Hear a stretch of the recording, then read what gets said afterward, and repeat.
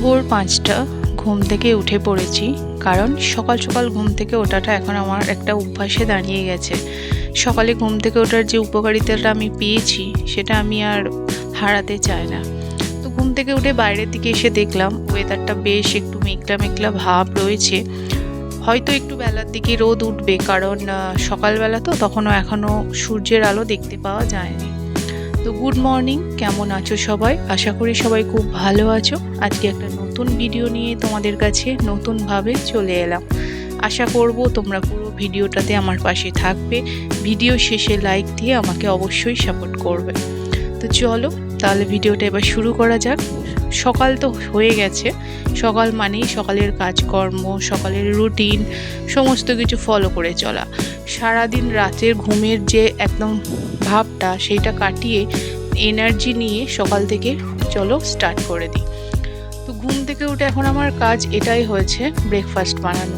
কারণ মেয়ে স্কুলে বেরোবে, হাজব্যান্ড অফিস যাবে। তো দুজনেরই সারাদিনের পর বিকালে বাড়ি ফিরবে, একজন বিকালে বাড়ি ফিরবে, একজন রাত্রে বাড়ি ফিরবে। তো প্রত্যেকের খাবারটা প্যাক করে দেয়া আমার হচ্ছে ডিউটি। তো সেটাই আমি করছিলাম। আজকে ভাবলাম চলো একটু লুচি বানিয়ে দিই, লুচি আর আলু ভাজা। কারণ অত সকালে সবজি বানানোটা একটু চাপের হয়ে যায়, সেই জন্য নর্মাল লুচি আর আলু ভাজা বানিয়ে দিয়েছি। টিফিনটা তো প্যাক হয়ে গেছে। এটা অ্যাকচুয়ালি আমার হাজব্যান্ডের টিফিন, কারণ হাজব্যান্ড একটু আগে বেরোবে আর মেয়ের বেরোতে একটু দেরি আছে। তো মেয়েকে পরে রেডি করব, হাজব্যান্ডের ব্যাপারটা হয়ে গেল, হাজব্যান্ড এবার বেরিয়ে যাবে। তারপর চলো চা বানিয়ে নিয়েছি, চাটা খেয়ে নিয়ে তারপর বাকি কাজ শুরু করব। এখন আমার বাড়ি শিফটিংয়ের অনেক কাজ চলছে, সারাদিন প্রচুর কিছু না কিছু কাজ আজকে চলতেই থাকছে এই কয়েকদিন ধরেই। তো আজকে ভাবলাম ফ্রিজটা তো শিফট করব পাশের নতুন বাড়িতে। তো ভাবলাম চলো ফ্রিজটাকে ভালো করে একটু পরিষ্কার করে নিই। তো ফ্রিজের সমস্ত জিনিস তো আমি এমনি বার করেই ফেলেছি, সেই জন্য আরও একটু সুবিধা হয়েছে ফ্রিজটা পরিষ্কার করার। যদিও আমার ফ্রিজটা খুব একটা নোংরা নেই, তবুও ফ্রিজের মধ্যে নোংরা একটু সামান্য একটু অপরিষ্কার থাকাটাও বাঞ্ছনীয় নয়। কারণ ফ্রিজটা হচ্ছে খাবার জিনিস রাখার জায়গা, এর মধ্যে যা কিছু থাকে আমরা সেটা প্রত্যেকটা জিনিসই আমরা খেয়ে থাকি। তো আমাদের ফ্রিজটা সবসময় নিট অ্যান্ড ক্লিন রাখাটা জরুরি। যদিও সংসারের কাজের চাপে হয়ে ওঠে না সব সময়, কিন্তু একটা নিয়ম করে বা রুটিন রুলস করে এটা করাটা দরকার। তো আজকে আমি ভাবলাম যে ফ্রিজটা তো আমাকে সব কিছু খালি করতেই হবে, তাহলে একবার পরিষ্কার করেই নিই। তো দেখো প্রথমে আমি বেসিক ক্লিনটা করে নিয়েছি, নর্মাল একটা টাওয়াল দিয়ে নর্মাল ধুলোগুলো ভালো করে মুছে নিয়েছি। তারপর আমি ডিপ ক্লিন করব। আর আমার ডোরের এই নিচের দাগটা, এই যে দাগটা দেখছো, এটা কিন্তু নোংরা না, এটা হচ্ছে সোয়া সসের দাগটা। সোয়া সস যখনই আমি ইউজ করি জানি না বটল থেকে কিভাবে নিচে গিয়ে পড়ে যায় আর দাগ খুব বিচ্ছিরি একটা কালো দাগ ফেলে দেয়। তো ভালো করে সেটাকেও পরিষ্কার করে নিলাম। বাকি যে পার্টগুলো নোংরা ছিল সেগুলোও একটু একটু করে ভালো করে আমি ডিপ ক্লিন করে নিলাম। এটা নর্মাল ক্লিন করছি, এরপর আমি আরও ভালো করে একটু ডিপ ক্লিন করব। দেখো প্রত্যেকটা পার্ট আমি খুলছি, খুলে খুলে পরিষ্কার করছি। কারণ যে পার্টগুলো আটকানো রয়েছে সেই পার্টের ভাঁজে ভাঁজে অনেক ধুলো জমে গেছে। জিনিসপত্র রাখার মানে যখন আমরা বাইরে থেকে কোনো জিনিস আসি সব কিছু তো পরিষ্কার করে ধুয়ে ভেতরে ঢোকানো হয় না। তো কিছু কিছু জিনিসের সাথে ফ্রিজের মধ্যে নোংরা ঢুকে পড়ে। তো মাঝে মাঝে এগুলো ক্লিন করলে ফ্রিজটা পরিষ্কার থাকে। তো আমার মোটামুটি নিচের পার্টটা সবটা হয়ে গেছে, এখনও ওপরের পার্টটা আমাকে পরিষ্কার করতে হবে। আগে নিচের পার্টটা করে নিই, তারপর ওপরের পার্টটা করব। তো এখন বাড়ি যেহেতু শিফটিং চলছে, এই কাজগুলো এক্সট্রা কাজগুলো এখন প্রচুর করতে হচ্ছে। সব জায়গাগুলো যে যে ফার্নিচারগুলোকে আমি এদিক থেকে ওদিকে শিফট করছি সেই ফার্নিচারগুলোকে আমাকে আবার নতুন করে পরিষ্কার করতে হচ্ছে। কারণ একভাবে এক জায়গায় থাকার জন্য তাদের পিছনে গায়ে প্রচুর ধুলো জমে গেছে। তো চলো যাই হোক, এবার একটু ফ্রিজটা ডিপ ক্লিন করব। দেখো আমি ডিপ ক্লিন কীভাবে করি, আমি একটু হালকা গুনগুনে গরম জল নিয়ে নিই। তার বাড়িতে আমার গাছের লেবু রয়েছে, দুটো লেবু কেটে নিয়েছি, লেবুর রসটা এর মধ্যে চিপে দেবো। তারপরে এই লেবুর জলটা দিয়েই আমি ভালো করে ক্লিন করব। আমি অনেক দিন আগে থেকেই একজনের কাছে শুনেছি ঠিক এইভাবে পরিষ্কার করলে ফ্রিজের হাইজেনিকটা খুব ভালো থাকে। আর এমনিতেও ফ্রিজের মধ্যে যদি একটা লেবু কেটে বিভিন্ন তাকে রেখে দেওয়া হয়, ভিতরের সমস্ত কিছু জার্মসগুলো না লেবুর মধ্যে চলে আসে। তো এটা খুব ভালো, একটা সুন্দর গন্ধও ফ্লেভারও আসে, খুব একটা বাজে গন্ধ ফ্রিজের মধ্যে আসবে না। তো আমি দেখো ভালো করে লেবুর জলটা দিয়ে, গরম জলটা দিয়ে ফ্রিজ ডোরগুলো সব কিছু ক্লিন করে নিচ্ছি। তো ফ্রিজ ক্লিন হয়ে যাওয়ার পর এখনও অনেক কাজ। ফ্রিজটাকে প্রথমে আগে আমি ওই ঘরে শিফট করব, তারপর জিনিসপত্র যা কিছু আমার ফ্রিজে রেগুলার থাকে, কখনো কোনো জিনিস এলো সেগুলো শেষ হয়ে গেল, তার কথা আমি বলছি না, যেগুলো আমার ফ্রিজের মধ্যে রেগুলার থাকে সেই জিনিসগুলো ফ্রিজে আমি শিফট করব। তো তোমরা দেখতেই পাবে আমার ফ্রিজটা আমি ক্লিন কিভাবে করি, সেটা যেমন দেখতে পাচ্ছ, ফ্রিজের মধ্যে আমি কি কি রাখি সেটাও আজকে তোমাদের সাথে আমার শেয়ার হয়ে যাবে। তো চলো দেখতে থাকো, স্কিপ কিন্তু কেউ করো না, কারণ অনেক কিছু রয়েছে, শেষ পর্যন্ত দেখবে, ভালো লাগবে। শেষ পার্টটায় একটা ইন্টারেস্টিং অনুষ্ঠান রয়েছে, তোমাদের ভালো লাগবে, আশা করি ভালো লাগবে। তো ফ্রিজ তো ক্লিন হয়ে গেল, এবার চলো উপরটা দেখো। উপরটা এখানে আমার ফ্রিজার, এটার মধ্যে আমি মাছ রাখি, মাছ মাংস কাঁচা যে জিনিসগুলো আসে সেগুলো এখানে রেখে দিই, আর বরফটা জমাতে দিই। কখনো আইসক্রিম এলেও সেটা আমি এখানেই রাখি। তো এই জায়গাটাও খুব একটা নোংরা ছিল না, তবু আবার ভালো করে একটু পরিষ্কার করে নিচ্ছি। মোটামুটি আমার ফ্রিজটা এখন নতুনই ধরে নাও, ভিতরটা একদম ফ্রেশ হয়ে গেছে। যে কোনো জিনিস যদি খুব সুন্দরভাবে পরিষ্কার পরিচ্ছন্নভাবে রাখা যায় না, সত্যি খুব ভালো লাগে। দেখো আমার ফ্রিজ কিন্তু নতুন রান্নাঘরে চলে এসেছে। বাড়িতে যারা কাজ করছিল তাদেরকে দিয়েই আমি ফ্রিজটাকে এই ঘরে আনিয়েছি, কারণ যথেষ্ট ভারী ফ্রিজটা, ও ঘর থেকে আনাটা মানে পসিবল না একজন দুজনের পক্ষে। মোটামুটি 3-4 জন মিলে আমার ফ্রিজটা এখানে নিয়ে এসেছে। তো এবার হচ্ছে আমাকে এই সমস্ত জিনিসপত্র, মানে যেগুলো ফ্রিজেই যারা থাকে, যাদের জায়গায় ফ্রিজেই ছিল, তাদেরকে এবার আমাকে রাখতে হবে। আর ওই যে দেখছো ওটা হচ্ছে আনারস কেটে রেখে দিয়েছি, ওটা তো ওই আসবে যাবে, কিন্তু এই জিনিসগুলো আমার রেগুলার থাকে।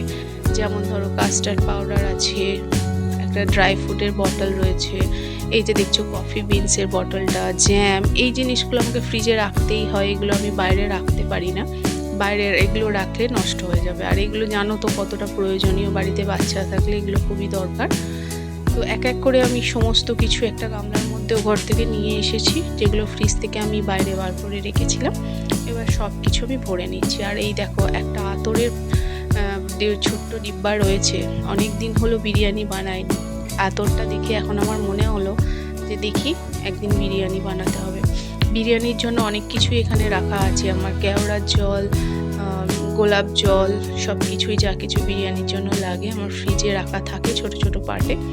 তো দেখো মোটামুটি যেগুলো রেগুলারের জন্য দরকার সেগুলো সবটাই আমার সাজানো হয়ে গেছে। এই জায়গাগুলো, এই জিনিসগুলো থেকেই যাবে, এরপর যেগুলো আসবে যাবে সেগুলো বাকি অংশগুলোতে থেকে যাবে। তো ফ্রিজ আমার একদম সেট, নতুন বাড়িতে ব্যবহারের জন্য রেডি।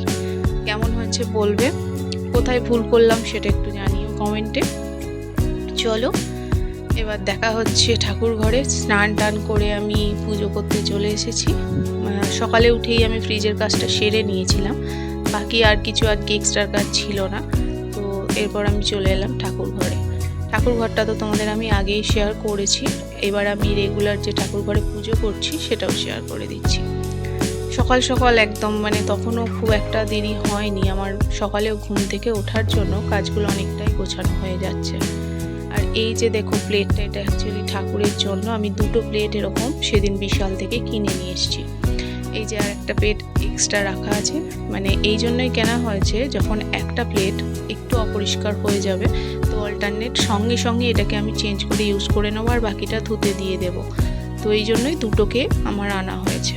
তো এর মধ্যে সব কিছু রয়েছে, দেখো আমি প্রদীপ জ্বালতে পারবো, ধূপ দিতে পারবো, আর এই যে ছোট্ট বাটিটাতে আমি বাড়িতে কর্পূর জ্বালি, তো কর্পূরও জ্বালা যাবে, যা কিছু তুমি যেভাবে ইউজ করবে। প্লাস বাকি যে অংশটা রয়েছে তার মধ্যে ফুল রাখা যাবে, অনেকটা পার্ট এক্সট্রা রয়েছে। তো আমার যেগুলো রেগুলার প্রয়োজন সেরম হিসাবেই আমি থালাটাকে কিনে নিয়েছি।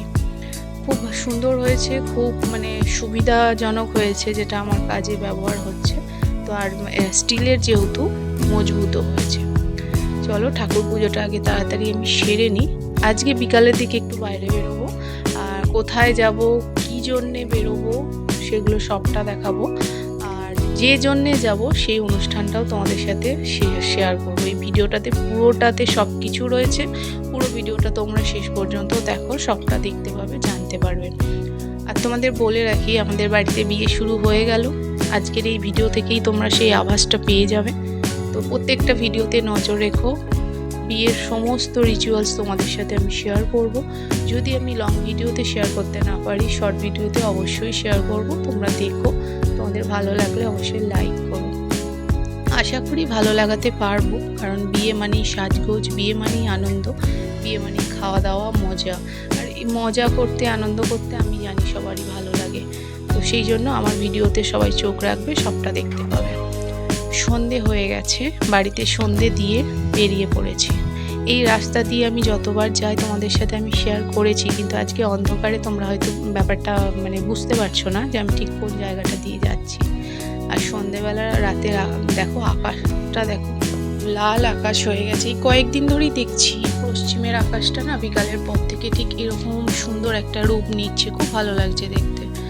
তো আমরা টোটো করে যাচ্ছি, খুব একটা দূর না, কাছেই বাজারটা, সেই জন্য টোটো করেই যাচ্ছি। আর চারিদিকে দেখো, এখন বর্ষাকাল, মাঠগুলো না জলে ভরে গেছে, দেখে বুঝতেই পারছো। এখন চাষবাসও চলছে আমাদের এদিকে না, এখন চাষবাসও চলছে। তো সামনে একটা খুব সুন্দর মন্দির পড়েছিল, মন্দিরটা একটু ক্লিপ তোমাদের তুলে নিলাম, কারণ মন্দিরটা খুব সুন্দর সাজানো ছিল লাইট দিয়ে।